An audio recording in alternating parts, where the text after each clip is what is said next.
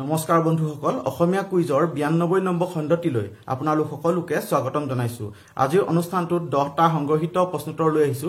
প্ৰত্যেক প্ৰশ্নত আগৰ দৰে 5 ছেকেণ্ডকৈ সময় দিম। যদি তাতকৈ বেছি সময় লাগে তেনেহলে ভিডিঅটো ৰখাই লৈ উত্তৰটো দি চাবলৈ চেষ্টা কৰি চাবচোন।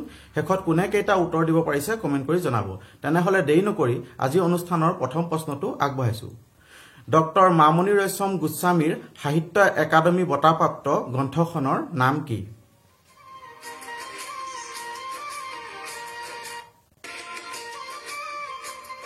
সময় শেষ হৈছে। উত্তৰটো হৈছে মামৰে ধৰা তৰোৱাল। তেওঁ 1982 চনত এই গ্ৰন্থখনৰ বাবে সাহিত্য একাডেমী বঁটা লাভ কৰিছিল। এতিয়া 2 নম্বৰ প্ৰশ্নটো আগবঢ়াইছো। অসম সাহিত্য সভাৰ প্ৰথম সভানেত্ৰী কোন আছিল? অসম সাহিত্য সভাৰ প্ৰথম সভানেত্ৰী কোন আছিল?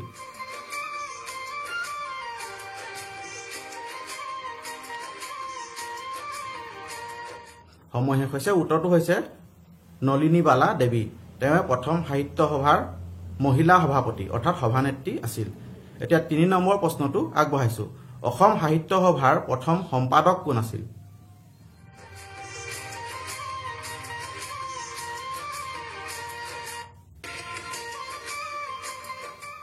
সময় শেষ হৈছে। উত্তৰটো হৈছে শৰৎচন্দ্ৰ গোস্বামী। তেওঁৱে অসম সাহিত্য সভাৰ প্ৰথম সম্পাদক আছিল। এতিয়া 4 নম্বৰ প্ৰশ্নটো আগবঢ়াইছো। দেৱকান্ত বৰুৱাৰ একমাত্ৰ কবিতা পুথিখনৰ নাম কি? কবি দেৱকান্ত বৰুৱাৰ একমাত্ৰ কবিতা পুথিখনৰ নাম কি?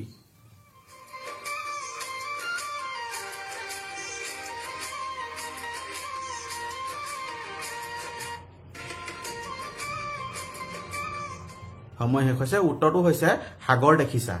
এতিয়া 5 নম্বৰ প্ৰশ্নটো আগবঢ়াইছো। লাফিং গেছৰ কেমিকেল ফৰ্মুলাটো কি? লাফিং গেছৰ ৰাসায়নিক পদ্ধতিটো কি?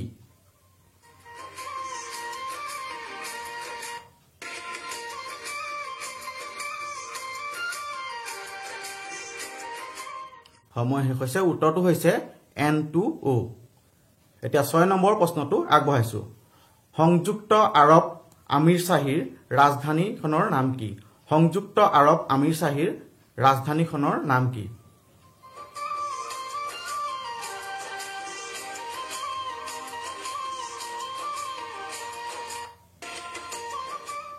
সময় শেষ হৈছে। উত্তৰটো হৈছে আবু ধাবি। এতিয়া 7 নম্বৰ প্ৰশ্নটো আগবঢ়াইছো। গ্ৰীক বৰ্ণমালাৰ দশম আখৰটো কি?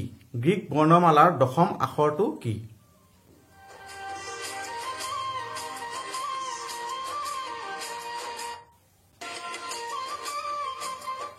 সময় শেষ হৈছে। উত্তৰটো হৈছে কাপা বুলি কয়।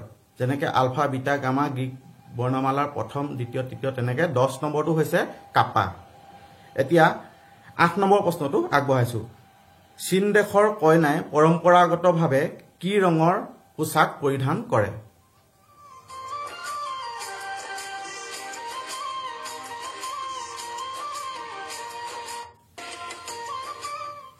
সময় শেষ হৈছে। উত্তৰটো হৈছে ৰঙা ৰঙৰ পোছাক পৰিধান কৰে চীন দেশৰ কইনাই।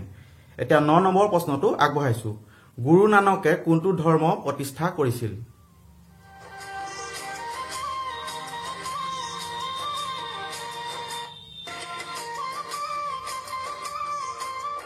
সময় শেষ হৈছে। ইয়াৰ উত্তৰ সকলোৱে পাৰিছে। উত্তৰটো হৈছে শিখ ধৰ্ম। এতিয়া 10 নম্বৰ প্ৰশ্নটো আগবঢ়াইছো।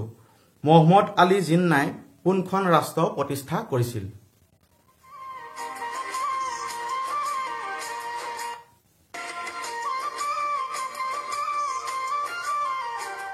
সময় শেষ হৈছে। উত্তৰটো হৈছে পাকিস্তান। আজিৰ প্ৰশ্নোত্তৰ ইমানতে শেষ হৈছে।